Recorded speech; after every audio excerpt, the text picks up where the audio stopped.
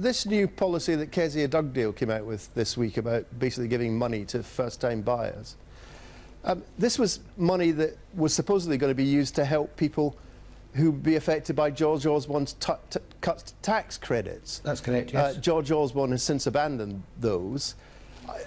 I struggle to see the logic of saying money that was earmarked to help the poorest people in society should now be given as a bung to people who want to buy a house.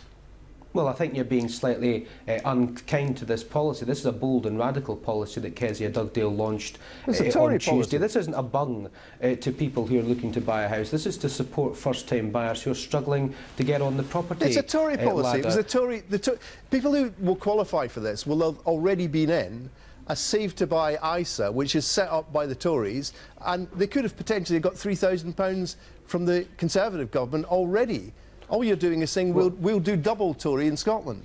Well, let me just work through this carefully for you, because I think it's important, rather than using words like bung and using words like using the APD money twice as being completely incorrect. The air passenger duty money was allocated to tax credits. That's no longer required to be used because of the U-turn that Labour won in the House of Lords and the Chancellor reversed in his autumn statement. So that money is available to be reallocated, and Kezia has reallocated it to this policy. So let's set that aside. The second thing is, let me just run through the hypothetical of a couple who are living together. If they were to put £100 a month each into the new Help to Buy ISA, they would have £7,200 in that ISA after 3 years. The UK government tops that up by £1,800, which takes it to £9,000, and Kezia's policy would give each couple £3,000 each to take that up to £15,000, because that's the kind of deposit that's required. What on earth has this got to do with helping the least well-off in society?